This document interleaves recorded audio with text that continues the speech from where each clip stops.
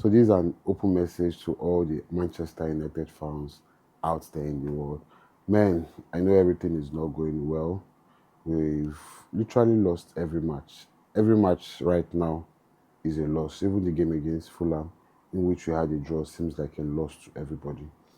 Hold on. We'll get back to that video. But before then, I wanted to let you know, just wearing a Manchester United jersey is not what makes you a Manchester United fan. Actually engaging is what shows that you're family. Don't just watch United games. Leave it with us. Now, all you have to do that is to like, share, subscribe, and then leave your comments in the comment section. Let's stay unified. But I want us to just take a step back. Hmm? Now let's think about it this way. We've had so many managers come from David Moyes, Mourinho, Ole, Van Nistelrooy, Ralf Ragnick, Carrick, Ten Hag, and now Amorim. And one thing I've been constant, they all had a plan. They all had a plan they came with. They wanted to achieve something. They wanted to take us to the next step. But it seemed like towards the middle, something went wrong. For some, it seemed like it started from the early time and just went off the grid. Now we can put David Moyes into account. He's doing a good job at Everton.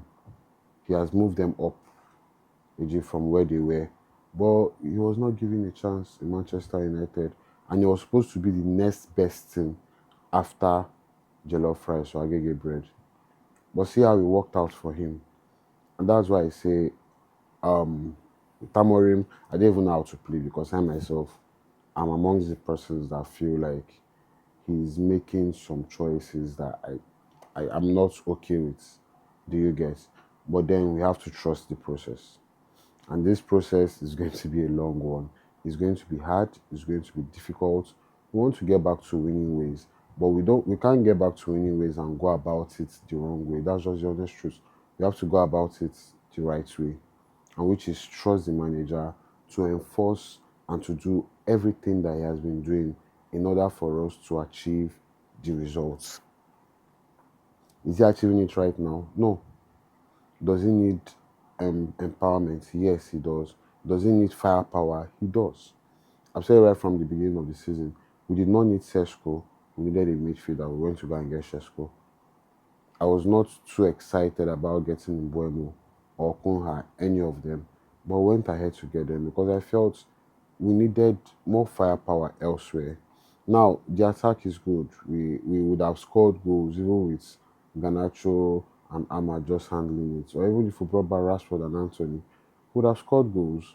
Even with Hoyland, we would have scored goals. But the core problem of this formation is we need the middle to be sorted. That middle has to be sorted, and not just that. The wing backs are very instrumental to making sure that that formation works out. Whether we like it or not, it's just the facts. Now, I saw a post recently that said if Ahmad gets injured, he'll be limited to Diogo Dallo. Now, let's think about it. Diogo Dallo being in Manchester United and all these years, do you think he can actually play, even as a normal right back? If you take your time to think about it, you will see that we have a lot of firepower that we are missing. And the manager is missing. He might not come out and speak and say, oh, I don't have all the backing that I need. But it is what it is. He needs a right wing back. He needs somebody to replace Dogu when he's out of sorts. And we don't have that. Would have said Luke Shaw, but can you actually trust Luke Shaw? That's if ask any Manchester United fan, can you actually trust Luke Shaw?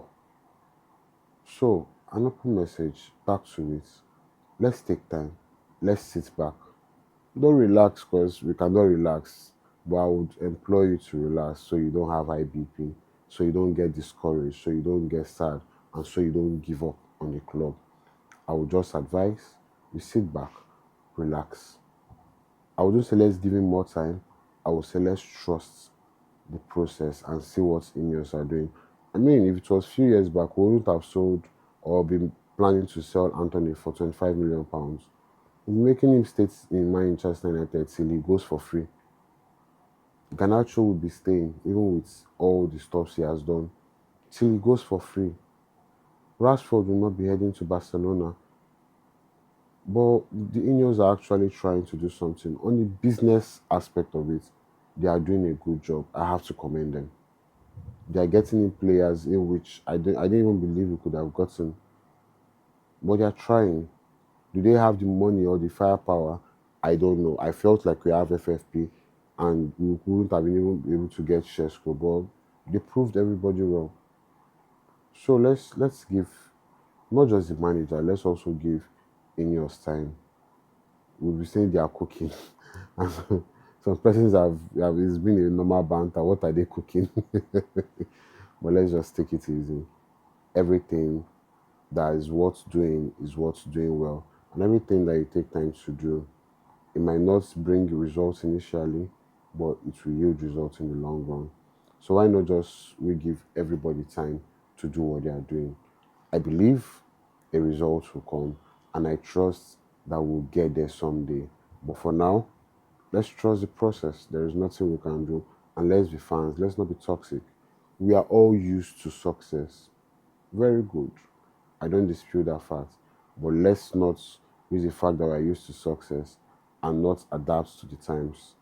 We are in a time whereby success is actually far from us if we are going to be realistic. And we can't get it through shortcuts. We have to build to get it. So let's sit back, take time, relax, and let's see what success the Ineos and Amorim or whoever they are going to bring in as a manager if he gets sacked brings to us. And I believe we'll get to our glory days again. Glory, glory, Manchester United. Peace.